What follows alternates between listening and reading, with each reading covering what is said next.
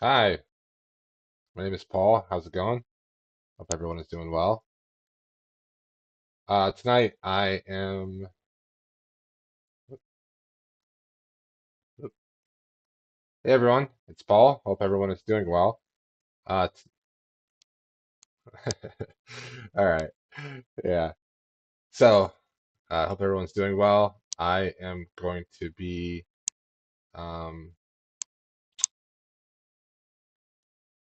going to be reading "What Moves the Dead" by uh, T. Kingfisher. Before I do that, though, I am going to listen to "The Fall of the House of Usher" by Edgar Allan Poe. So that should be fun.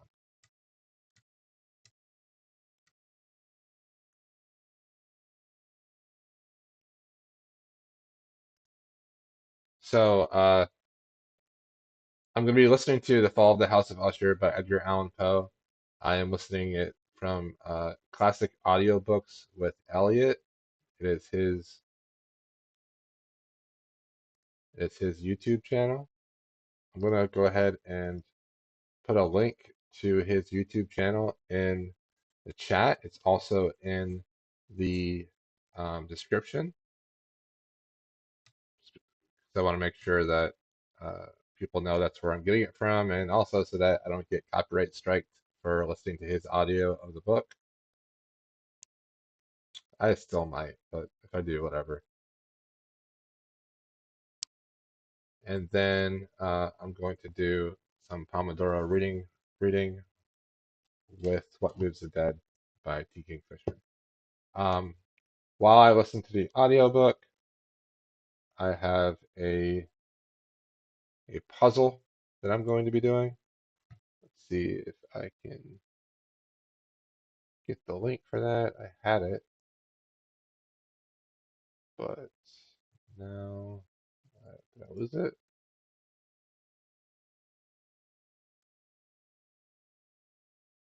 Modify this puzzle. Oh, here we go. Invite. We're connected to the multiplayer game. Do let's try to start over then.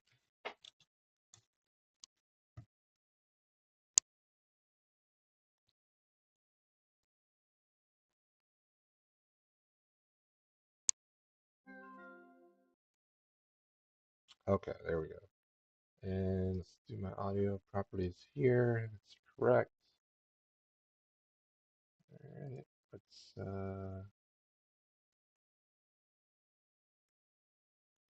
have a little bit. Oh, gotta start over. Need more pieces. Let's do 228. There we go.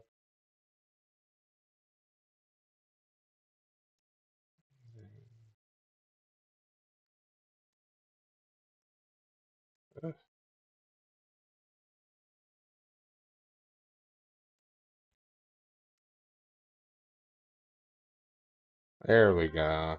I got it now. I learned. I can learn. Okay, in the chat is the link to the puzzle if anyone would like to join the puzzle.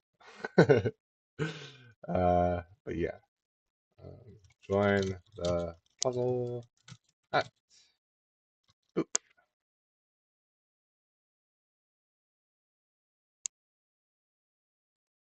Oh, join the puzzle. At,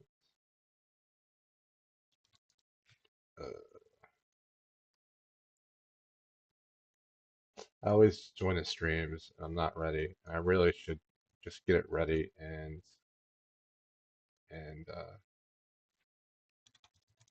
just make it a little bit late.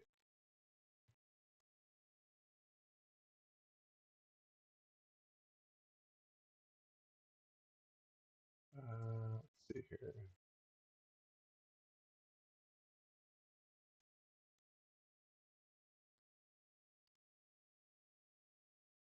Text. The Fall of the House of Usher by Edgar Allan Poe. Not sure if I ever read this, to be honest.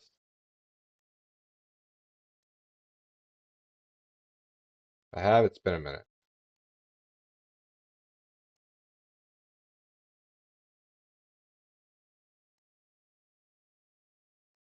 Okay, there we go. There we go. We're rocking and rolling now. Rocking and rolling. All right, yeah. So I'm gonna listen to the story, and then I'm gonna read What Moves the Dead. What Moves the Dead is based off of the fall of Usher, the fall of the House of Usher by Edgar Allan Poe. So I figured I'd listen to the story before I read the retelling. All right, so let's get started. All right. Ooh, there's sound effects. Yeah. I really hope I don't get copyright infringed. The Fall of the House of Usher Okay, that's a little by Edgar loud. Allan Poe.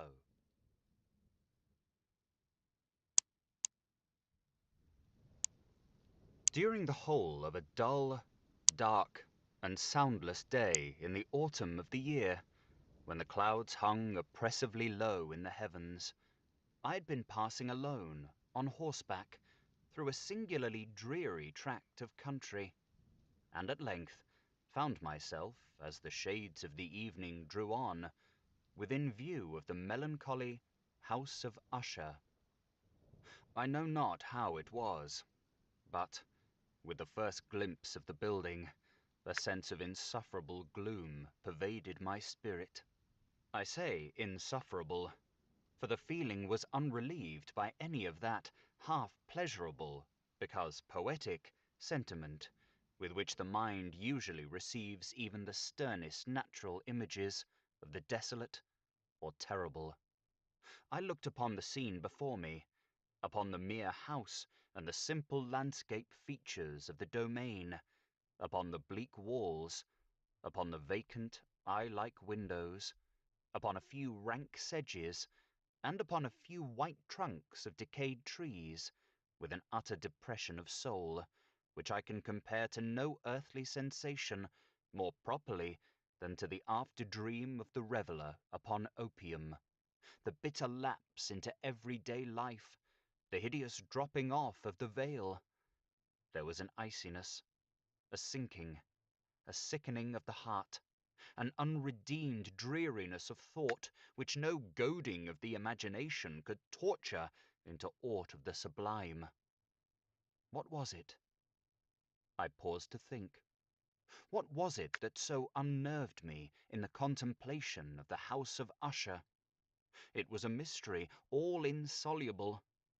Nor could I grapple with the shadowy fancies that crowded upon me as I pondered. I was forced to fall back upon the unsatisfactory conclusion that, while, beyond doubt, there are combinations of very simple, natural objects which have the power of thus affecting us, still, the analysis of this power lies among considerations beyond our depth. It was possible, I reflected, that a mere different arrangement of the particulars of the scene, of the details of the picture, would be sufficient to modify, or perhaps to annihilate its capacity for sorrowful impression, and, acting upon this idea, I reined my horse to the precipitous brink of a black and lurid tarn that lay in unruffled lustre by the dwelling, and gazed down, but with a shudder even more thrilling than before, upon the remodelled and inverted images of the grey sedge and the ghastly tree stems and the vacant and eye-like windows. Nevertheless, in this mansion of gloom, I now proposed to myself a sojourn of some weeks.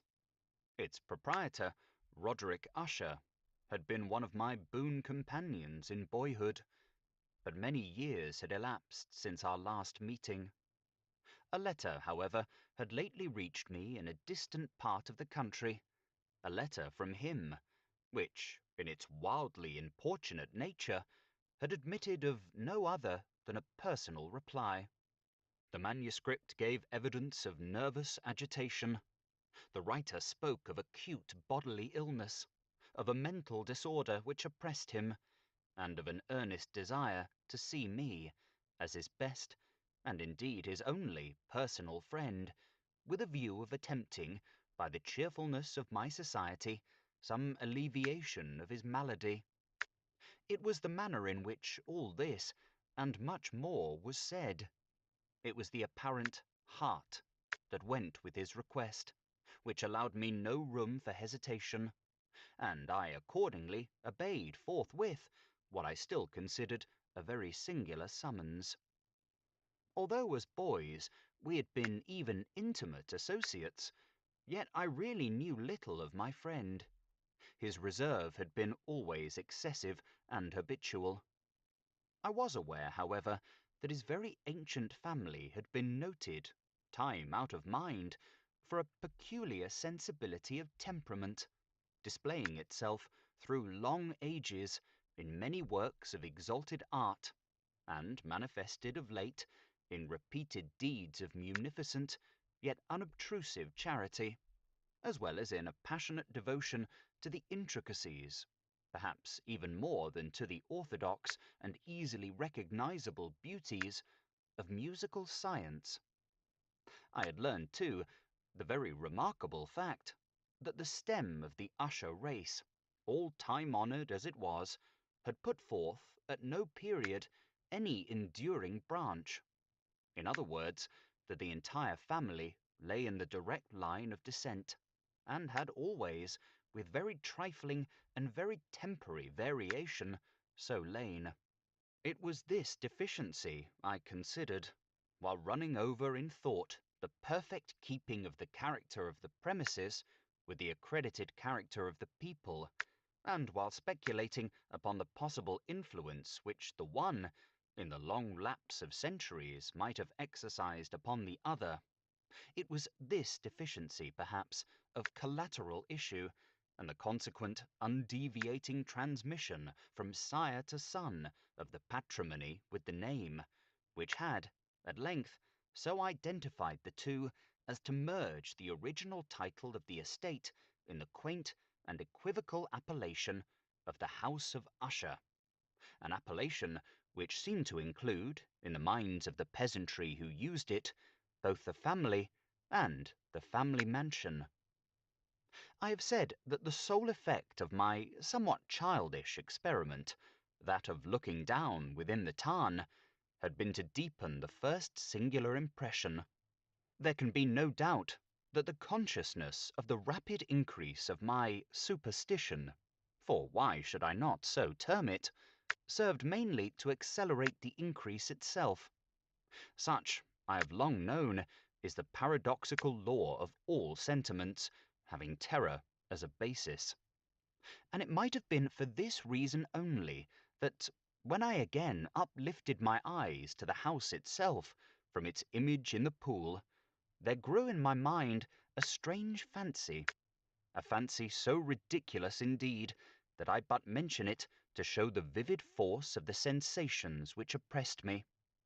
I had so worked upon my imagination as really to believe that about the whole mansion and domain there hung an atmosphere peculiar to themselves and their immediate vicinity, an atmosphere which had no affinity with the air of heaven, but which had reeked up from the decayed trees and the grey wall and the silent tarn, a pestilent and mystic vapour, dull, sluggish, faintly discernible, and leaden-hued. Shaking off from my spirit what must have been a dream, I scanned more narrowly the real aspect of the building. Its principal feature seemed to be that of an excessive antiquity. The discoloration of ages had been great. Minute fungi overspread the whole exterior, hanging in a fine tangled webwork from the eaves. Yet all this was apart from any extraordinary dilapidation. No portion of the masonry had fallen, and there appeared to be a wild inconsistency between its still perfect adaptation of parts and the crumbling condition of the individual stones. In this, there was much that reminded me of the specious totality of old woodwork which has rotted for long years in some neglected vault, with no disturbance from the breath of the external air. Beyond this indication of extensive decay, however, the fabric gave little token of instability. Perhaps the eye of a scrutinizing observer might have discovered a barely perceptible fissure, which, extending from the roof of the building in front, made its way down the wall in a zigzag direction until it became lost in the sullen waters of the Tarn. Noticing these things, I rode over a short causeway to the house. A servant in waiting took my horse, and I entered the Gothic archway of the hall. A valet, of stealthy step, thence conducted me in silence through many dark and intricate passages in my progress to the studio of his master.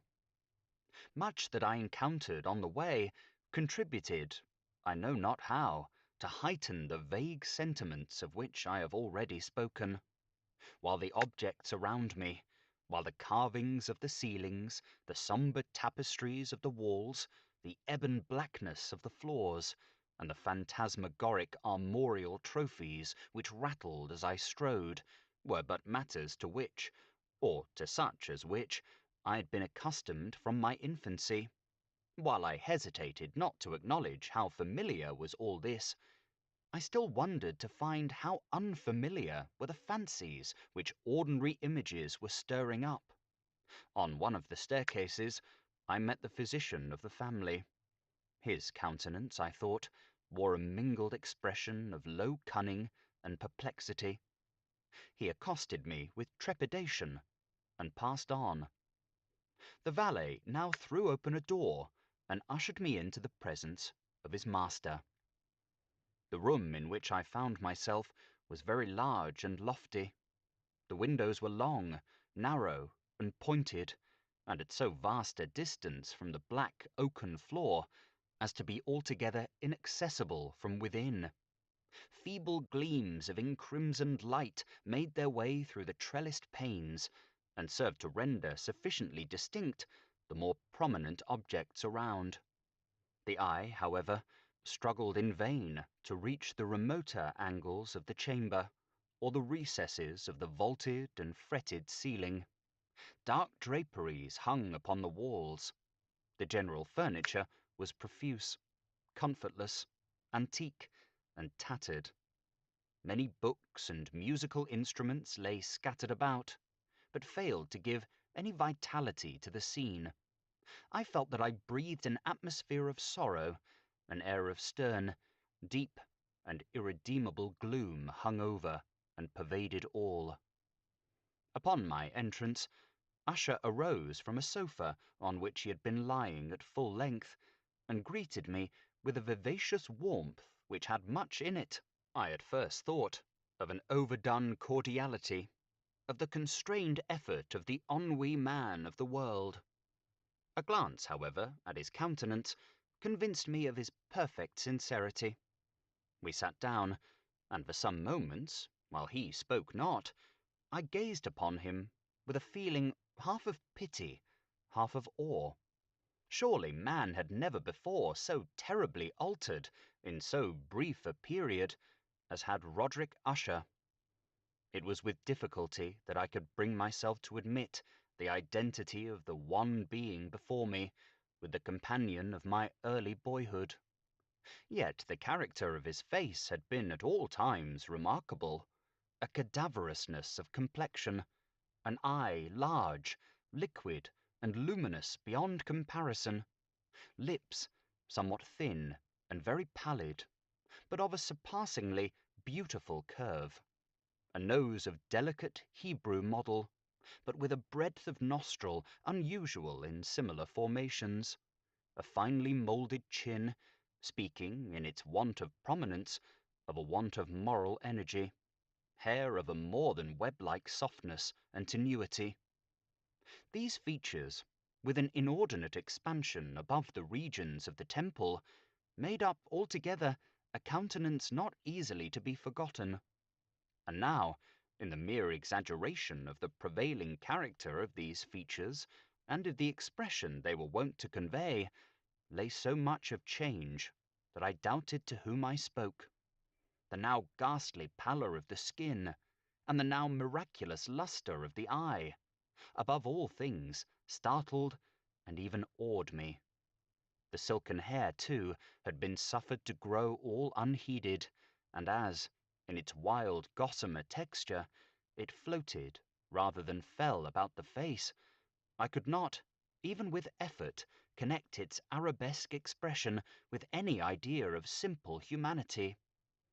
In the manner of my friend, I was at once struck with an incoherence, an inconsistency, and I soon found this to arise from a series of feeble and futile struggles to overcome an habitual trepidancy, an excessive nervous agitation.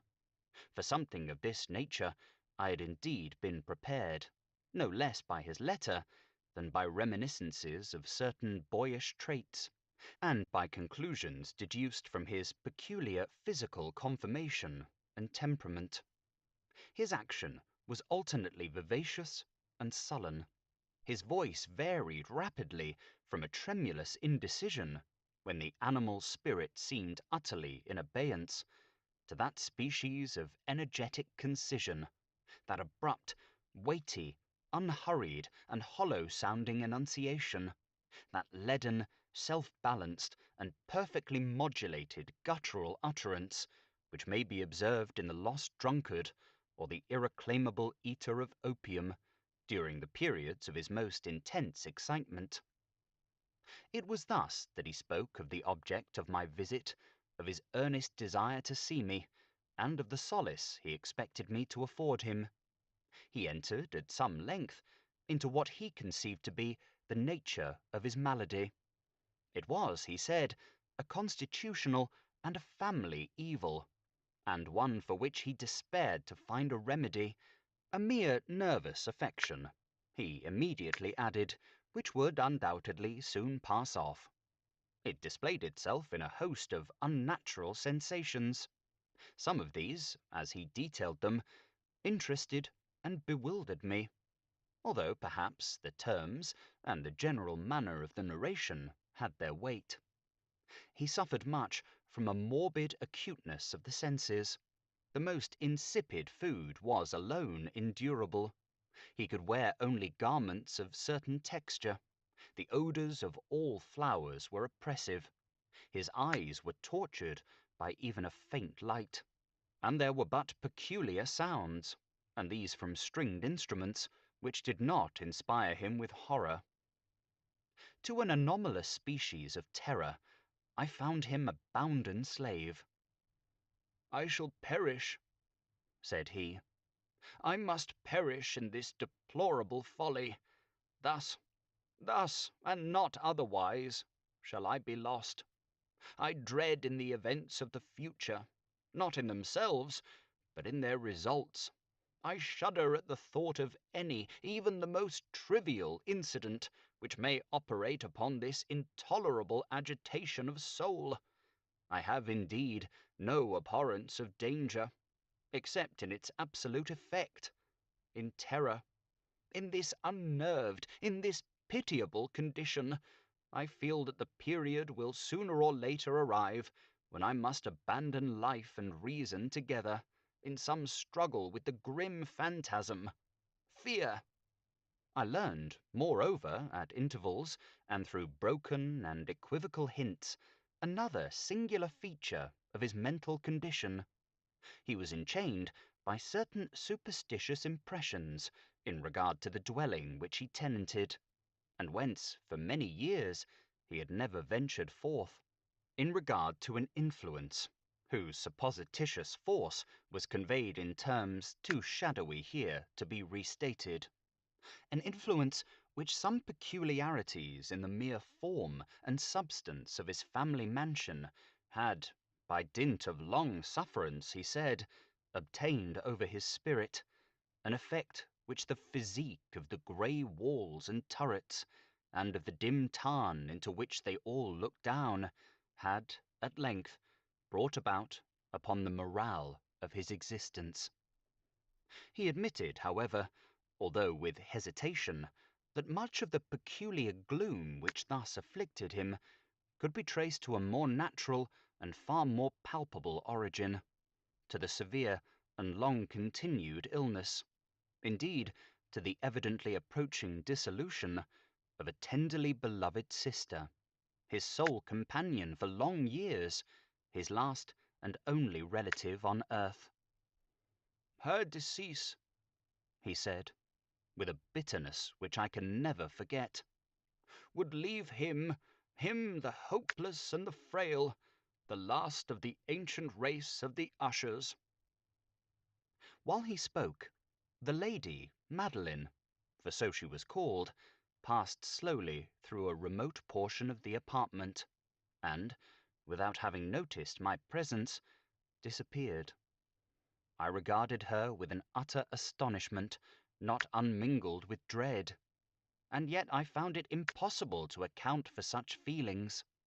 A sensation of stupor oppressed me, as my eyes followed her retreating steps. When a door, at length, closed upon her, my glance sought instinctively and eagerly the countenance of the brother, but he had buried his face in his hands, and I could only perceive that a far more than ordinary wanness had overspread the emaciated fingers, through which trickled many passionate tears. The disease of the Lady Madeline had long baffled the skill of her physicians. A settled apathy, a gradual wasting away of the person, and frequent, although transient, affections of a partially cataleptic character, were the unusual diagnosis. Hitherto she had steadily borne up against the pressure of her malady, and had not betaken herself finally to bed.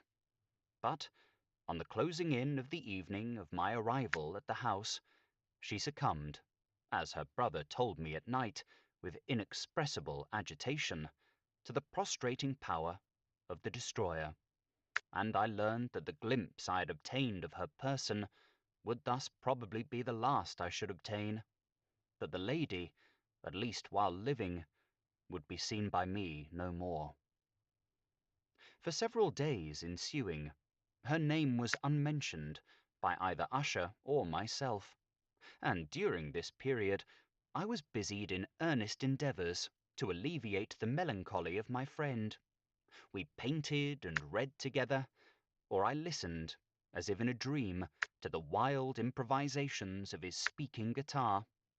And thus, as a closer and still closer intimacy admitted me more unreservedly into the recesses of his spirit, the more bitterly did I perceive the futility of all attempt at cheering a mind from which darkness, as if an inherent positive quality, poured forth upon all objects of the moral and physical universe in one unceasing radiation of gloom. I shall ever bear about me a memory of the many solemn hours I thus spent alone with the master of the house of Usher. Yet I should fail in any attempt to convey an idea of the exact character of the studies, or of the occupations in which he involved me, or led me the way. An excited and highly distempered ideality threw a sulphurous lustre over all. His long improvised dirges will ring forever in my ears. Among other things, I hold painfully in mind a certain singular perversion and amplification of the wild air of the last waltz of von Weber, from the paintings over which his elaborate fancy brooded, and which grew, touch by touch, into vaguenesses at which I shuddered the more thrillingly, because I shuddered knowing not why. From these paintings, vivid as their images now are before me, I would in vain endeavour to educe more than a small portion which should lie within the compass of merely written words. By the utter simplicity, by the nakedness of his designs, he arrested and overawed attention. If ever mortal painted an idea, that mortal was Roderick Usher. For me, at least, in the circumstances then surrounding me, there arose out of the pure abstractions which the hypochondriac contrived to throw upon his canvas an intensity of intolerable awe, no shadow of which felt I ever yet in the contemplation of the certainly glowing, yet too concrete reveries of Fuseli. One of the phantasmagoric conceptions of my friend, partaking not so rigidly in the spirit of abstraction, may be shadowed forth, although feebly, in words. A small picture presented the interior of an immensely long and rectangular vault or tunnel with low walls, smooth, white, and without interruption or device. Certain accessory points of the design served well to convey the idea that this excavation lay at an exceeding depth below the surface of the earth. No outlet was observed in any portion of its vast extent, and no torch or other artificial source of light was discernible. Yet a flood of intense rays rolled throughout and bathed the whole in a ghastly and inappropriate splendour. I have just spoken of that morbid condition of the auditory nerve which rendered all music intolerable to the sufferer, with the exception of certain effects of stringed instruments.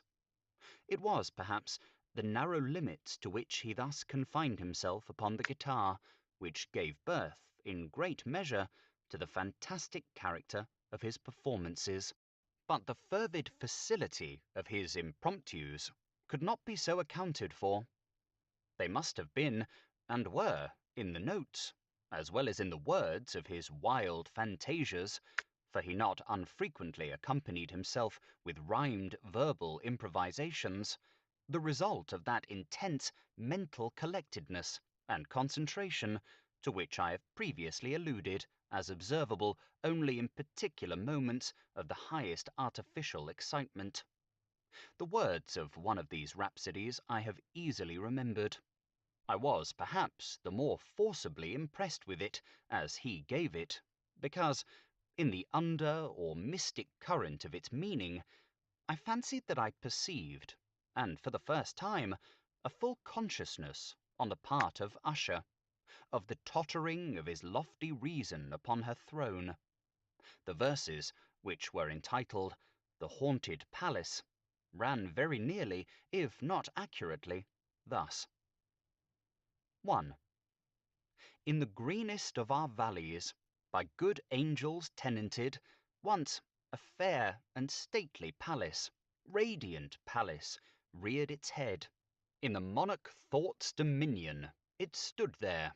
Never seraph spread a pinion over fabric half so fair. 2.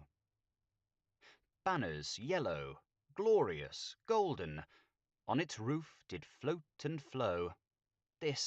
All this was in the olden time long ago. And every gentle air that dallied in that sweet day along the ramparts, plumed and pallid, a winged odour went away. 3. Wanderers in that happy valley through two luminous windows saw spirits moving musically to a lute's well-tuned law, round about a throne, where sitting Porphyrogene, in state his glory well befitting, the ruler of the realm was seen. 4. And all with pearl and ruby glowing was the fair palace door, through which came flowing, flowing, flowing, and sparkling evermore, a troop of echoes, whose sweet duty was but to sing, in voices of surpassing beauty, the wit and wisdom of their king. 5. But evil things, in robes of sorrow, assailed the monarch's high estate. Ah, let us mourn, for never morrow shall dawn upon him, desolate. And round about his home, the glory that blushed and bloomed is but a dim remembered story of the old time entombed. 6. And travellers now within that valley Through the red-litten windows, see vast forms that move fantastically to a discordant melody, while, like a rapid, ghastly river, through the pale door a hideous throng rush out forever, and laugh, but smile no more. I well remember that suggestions arising from this ballad led us into a train of thought wherein there became manifest an opinion of Usher's, which I mention not so much on account of its novelty, for other men have thought thus, as on account of the pertinacity with which he maintained it. This opinion, in its general form, was that of the sentience of all vegetable things. But, in his disordered fancy, the idea had assumed a more daring character, and trespassed, under certain conditions, upon the kingdom of inorganization. I lack words to express the full extent or the earnest abandon of his persuasion. The belief, however, was connected, as I have previously hinted, with the grey stones of the home of his forefathers. The conditions of the sentience had been here, he imagined, fulfilled in the method of collocation of these stones, in the order of their arrangement, as well as in that of the many fungi which overspread them, and of the decayed trees which stood around, above all, in the long, undisturbed endurance of this arrangement, and in its reduplication in the still waters of the Tarn. Its evidence, the evidence of the sentience, was to be seen, he said, and here I started as he spoke, in the gradual yet certain condensation of an atmosphere of their own about the waters and the walls. The result was discoverable, he added, in that silent yet importunate and terrible influence which for centuries had moulded the destinies of his family, and which made him what I now saw him, what he was. Such opinions need no comment, and I will make none. Our books, the books which, for years, had formed no small portion of the mental existence of the invalid, were, as might be supposed, in strict keeping with this character of phantasm. We pored together over such works as the Vauvert et Chartreuse of Gresset, the Belphegor of Machiavelli, the Heaven and Hell of Swedenborg, the Subterranean Voyage of Nicholas Klim by Holberg, the Chiromancy of Robert Flood, of Jean d'Indaginé, and of Delechambre, the Journey into the Blue Distance of Tieck, and the City of the Sun of Campanella. One favourite volume was a small octavo edition of the Directorium Inquisitorium by the Dominican Emeric de Giron, and there were passages in Pomponius Mela about the old African satyrs and egepans, over which Usher would sit dreaming for hours. His chief delight, however, was found in the perusal of an exceedingly rare and curious book in quarto Gothic, the Manual of a Forgotten Church, the Vigilae Mortuorum Secundum Coram Ecclesiae Maguntinae. I could not help thinking of the wild ritual of this work, and of its probable influence upon the hypochondriac, when, one evening, having informed me abruptly that the Lady Madeline was no more, he stated his intention of preserving her corpse for a fortnight, previously to its final interment, in one of the numerous vaults within the main walls of the building. The worldly reason, however, assigned for this singular proceeding was one which I did not feel at liberty to dispute. The brother had been led to his resolution, so he told me, by consideration of the unusual character of the malady of the deceased, of certain obtrusive and eager inquiries on the part of her medical men, and of the remote and exposed situation of the burial ground of the family.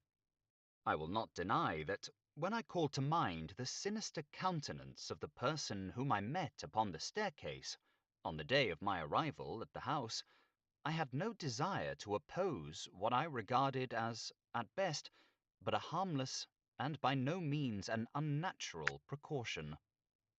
At the request of Usher, I personally aided him in the arrangements for the temporary entombment.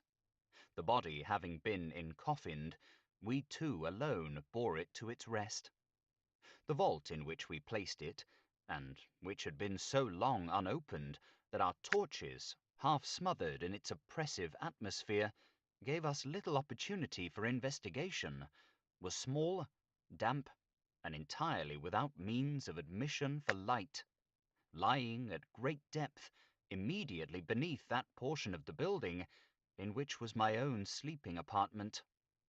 It had been used, apparently, in remote feudal times, for the worst purposes of a dungeon keep, and in later days as a place of deposit for powder or some other highly combustible substance, as a portion of its floor and the whole interior of a long archway through which we reached it were carefully sheathed with copper. The door, of massive iron, had been also similarly protected. Its immense weight caused an unusually sharp, grating sound as it moved upon its hinges. Having deposited our mournful burden upon trestles within this region of horror, we partially turned aside the yet unscrewed lid of the coffin and looked upon the face of the tenant.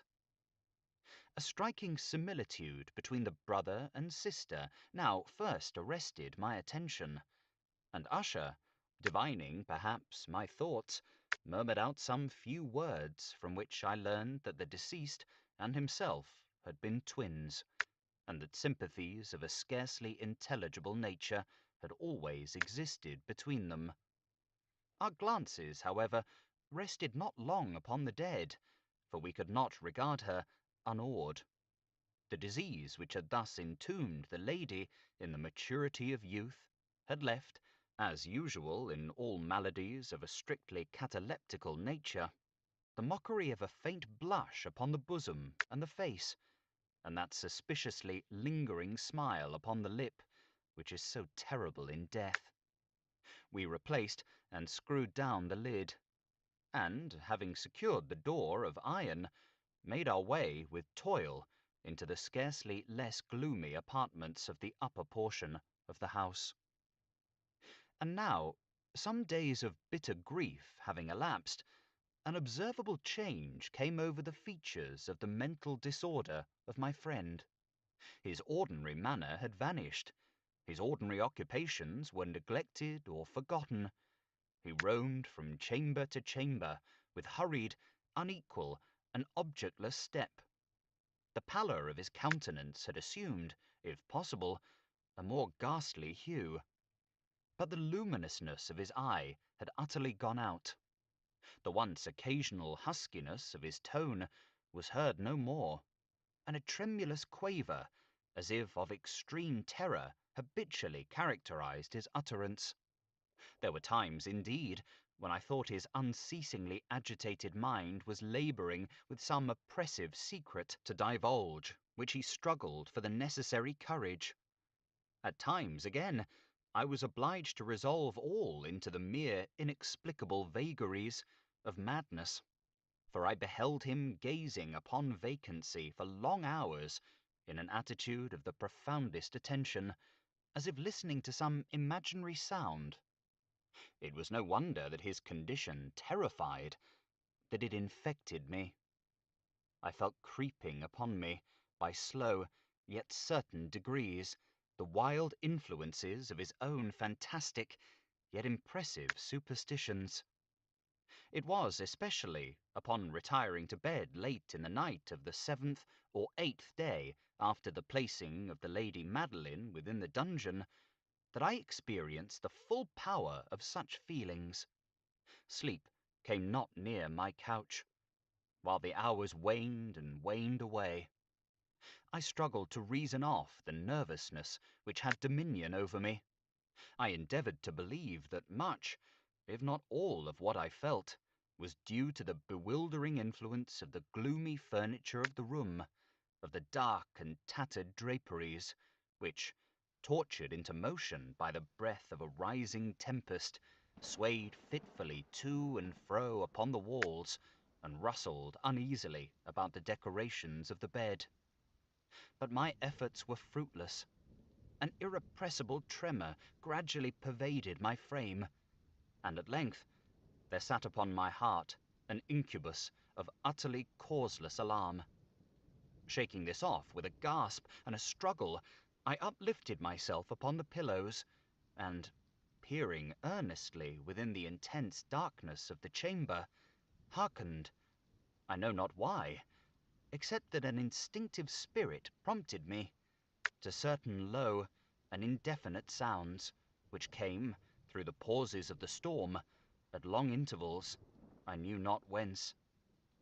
Overpowered by an intense sentiment of horror, unaccountable, yet unendurable, I threw on my clothes with haste, for I felt that I should sleep no more during the night, and endeavoured to arouse myself from the pitiable condition into which I had fallen by pacing rapidly to and fro through the apartment.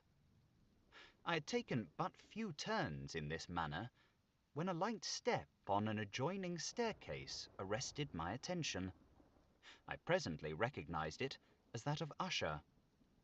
In an instant afterward he rapped with a gentle touch at my door, and entered bearing a lamp. His countenance was, as usual, cadaverously wan, but, moreover, there was a species of mad hilarity in his eyes, an evidently restrained hysteria in his whole demeanour. His air appalled me, but anything was preferable to the solitude which I had so long endured, and I even welcomed his presence as a relief.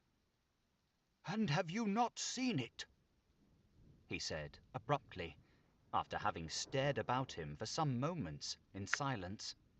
"You have not then seen it? But stay, you shall." Thus speaking, and having carefully shaded his lamp, he hurried to one of the casements and threw it freely open to the storm. The impetuous fury of the entering gust nearly lifted us from our feet. It was, indeed, a tempestuous, yet sternly beautiful night, and one wildly singular in its terror and its beauty.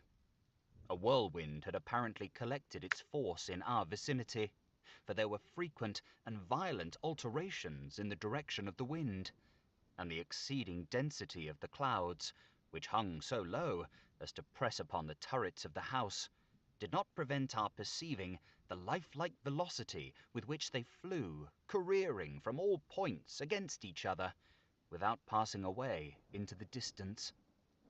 I say that even their exceeding density did not prevent our perceiving this, yet we had no glimpse of the moon or stars, nor was there any flashing forth of the lightning.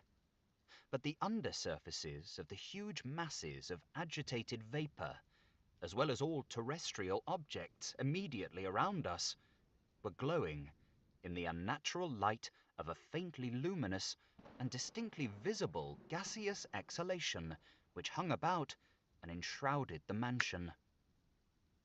"You must not, you shall not behold this," said I, shudderingly to Usher, as I led him, with a gentle violence, from the window to a seat. "These appearances which bewilder you are merely electrical phenomena not uncommon, or it may be that they have their ghastly origin in the rank miasma of the tarn. Let us close this casement. The air is chilling and dangerous to your frame. Here is one of your favourite romances. I will read, and you shall listen, and so we will pass away this terrible night together." The antique volume which I had taken up was The Mad Tryst of Sir Launcelot Canning, but I had called it a favourite of Usher's more in sad jest than in earnest, for in truth there is little in its uncouth and unimaginative prolixity which could have had interest for the lofty and spiritual ideality of my friend. It was, however, the only book immediately at hand, and I indulged a vague hope that the excitement which now agitated the hypochondriac might find relief, for the history of mental disorder is full of similar anomalies, even in the extremeness of the folly which I should read. Could I have judged, indeed, by the wild, overstrained air of vivacity with which he hearkened, or apparently hearkened, to the words of the tale, I might well have congratulated myself upon the success of my design. I had arrived at that well-known portion of the story where Ethelred, the hero of the tryst, having sought in vain for peaceable admission into the dwelling of the hermit, proceeds to make good an entrance by force. Here, it will be remembered, the words of the narrative run thus. And Ethelred, who was by nature of a doughty heart, and who was now mighty withal, on account of the powerfulness of the wine which he had drunken, waited no longer to hold parley with the hermit, who, in sooth, was of an obstinate and maliceful turn, but, feeling the rain upon his shoulders, and fearing the rising of the tempest, uplifted his mace outright, and with blows made quickly room in the plankings of the door for his gauntleted hand. And now, pulling therewith sturdily, he so cracked and ripped and tore all asunder, that the noise of the dry and hollow-sounding wood alarmed and reverberated throughout the forest. At the termination of this sentence, I started, and for a moment paused, for it appeared to me, although I at once concluded that my excited fancy had deceived me, it appeared to me that, from some very remote portion of the mansion, there came indistinctly to my ears what might have been, in its exact similarity of character, the echo, but a stifled and dull one certainly, of the very cracking and ripping sound which Sir Launcelot had so particularly described. It was beyond doubt the coincidence alone which had arrested my attention, for amid the rattling of the sashes of the casements, and the ordinary commingled noises of the still increasing storm, the sound in itself had nothing, surely, which should have interested or disturbed me. I continued the story. But the good champion Ethelred, now entering within the door, was sore enraged, and amazed to perceive no signal of the maliceful hermit, but in the stead thereof a dragon of scaly and prodigious demeanour, and of a fiery tongue, which sat in guard before a palace of gold with a floor of silver. And upon the wall there hung a shield of shining brass, with this legend enwritten: Who entereth herein, a conqueror hath been. Who slayeth the dragon, the shield he shall win. And Ethelred uplifted his mace, and struck upon the head of the dragon, which fell before him, and gave up his pesty breath, with a shriek so horrid and harsh, and withal so piercing, that Ethelred had fain to close his ears with his hands against the dreadful noise of it, the like whereof was never before heard. Here again I paused abruptly, and now with a feeling of wild amazement, for there could be no doubt whatever that, in this instance, I did actually hear, although from what direction it proceeded I found it impossible to say, a low and apparently distant, but harsh, protracted, and most unusual screaming or grating sound, the exact counterpart of what my fancy had already conjured up for the dragon's unnatural shriek, as described by the romancer. Oppressed, as I certainly was, upon the occurrence of this second and most extraordinary coincidence, by 1,000 conflicting sensations, in which wonder and extreme terror were predominant, I still retained sufficient presence of mind to avoid exciting, by any observation, the sensitive nervousness of my companion. I was by no means certain that he had noticed the sounds in question, although, assuredly, a strange alteration had, during the last few minutes, taken place in his demeanour. From a position fronting my own, he had gradually brought round his chair, so as to sit with his face to the door of the chamber, and thus I could but partially perceive his features, although I saw that his lips trembled as if he were murmuring inaudibly. His head had dropped upon his breast, yet I knew that he was not asleep, from the wide and rigid opening of the eye, as I caught a glance of it in profile. The motion of his body, too, was at variance with this idea, for he rocked from side to side with a gentle, yet constant and uniform sway. Having rapidly taken notice of all this, I resumed the narrative of Sir Launcelot, which thus proceeded. And now the champion, having escaped from the terrible fury of the dragon, bethinking himself of the brazen shield, and of the breaking up of the enchantment which was upon it, removed the carcass from out of the way before him, and approached valorously over the silver pavement of the castle, to where the shield was upon the wall, which in sooth tarried not for his full coming, but fell down at his feet upon the silver floor, with a mighty, great, and terrible ringing sound. No sooner had these syllables passed my lips, than, as if a shield of brass had indeed, at the moment, fallen heavily upon a floor of silver, I became aware of a distinct, hollow, metallic, and clangorous, yet apparently muffled reverberation. Completely unnerved, I leapt to my feet, but the measured rocking movement of Usher was undisturbed. I rushed to the chair in which he sat. His eyes were bent fixedly before him, and throughout his whole countenance there reigned a stony rigidity. But as I placed my hand upon his shoulder, there came a strong shudder over his whole person. A sickly smile quivered about his lips, and I saw that he spoke in a low, hurried, and gibbering murmur, as if unconscious of my presence. Bending closely over him, I at length drank in the hideous import of his words. "Not hear it? Yes, I hear it, and have heard it. Long, long, many minutes, many hours, many days have I heard it, yet I dared not.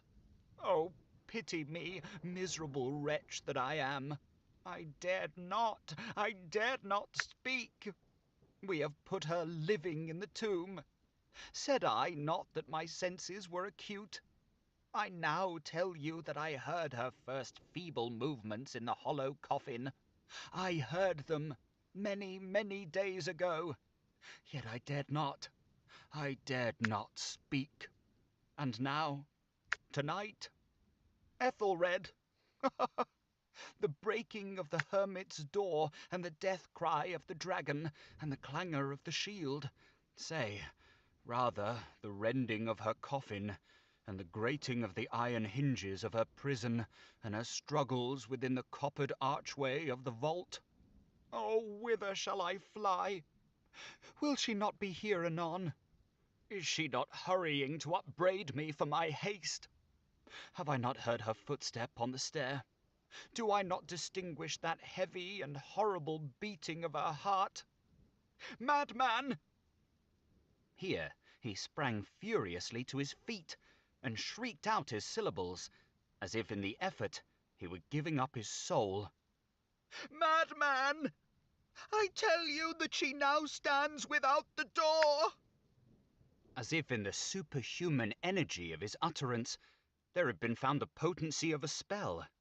The huge antique panels to which the speaker pointed threw slowly back, upon the instant, their ponderous and ebony jaws. It was the work of the rushing gust.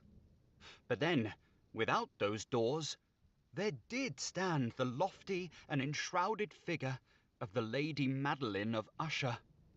There was blood upon her white robes, and the evidence of some bitter struggle upon every portion of her emaciated frame. For a moment she remained trembling and reeling to and fro upon the threshold. Then, with a low, moaning cry, fell heavily inward upon the person of her brother, and in her violent and now final death agonies bore him to the floor, a corpse, and a victim to the terrors he had anticipated. From that chamber, and from that mansion, I fled aghast. The storm was still abroad in all its wrath as I found myself crossing the old causeway.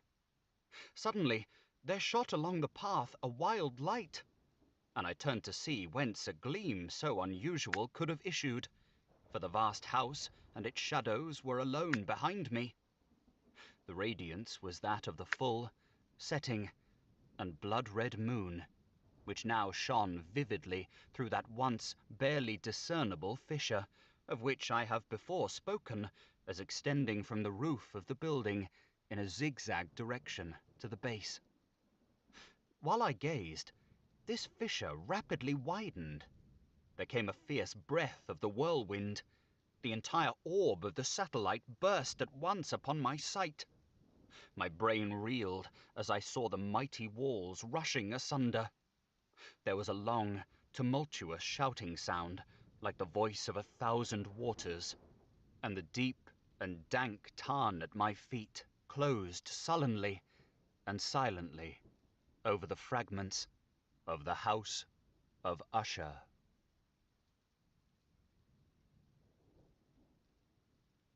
Thank you for listening to The Fall of the House of Usher by Edgar Allan Poe. If you have enjoyed this audiobook, please consider subscribing and leaving a like to help in the making of future audiobooks.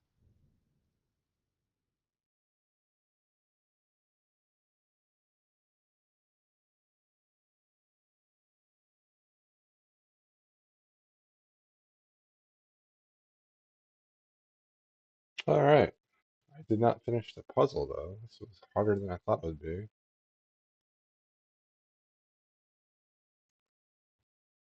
Oh well.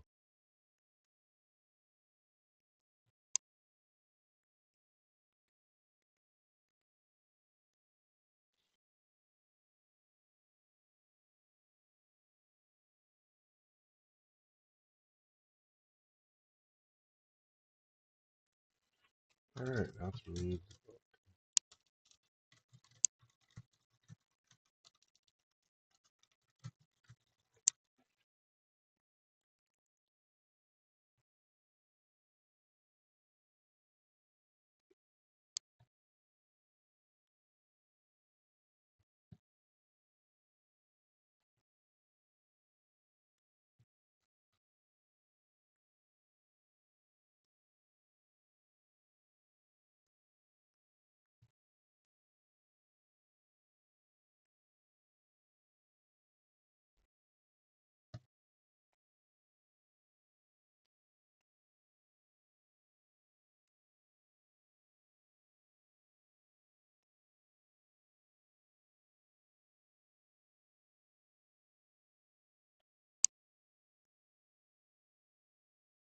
Right back.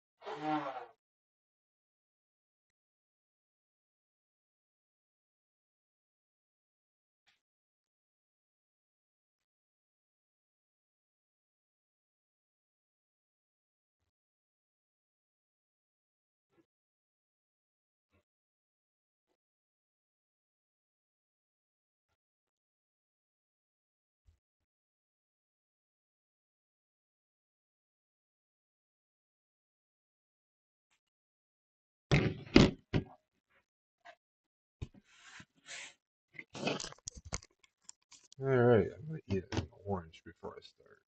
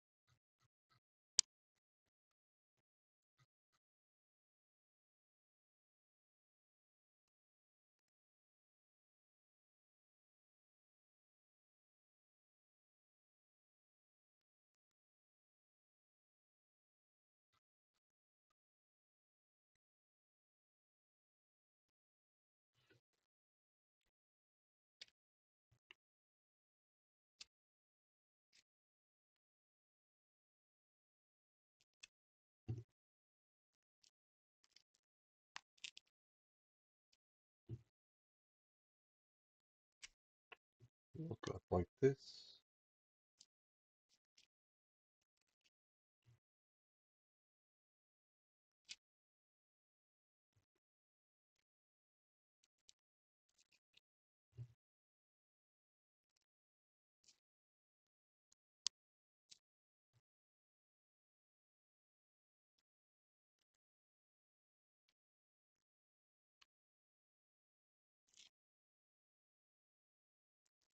Hmm.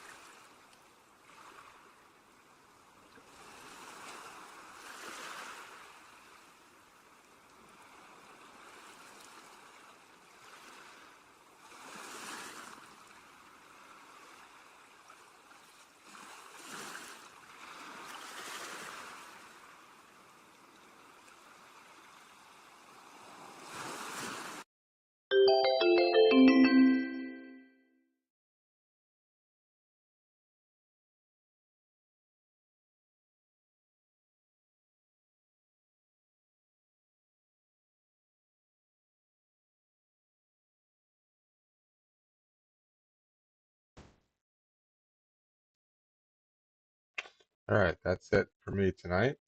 I'm really enjoying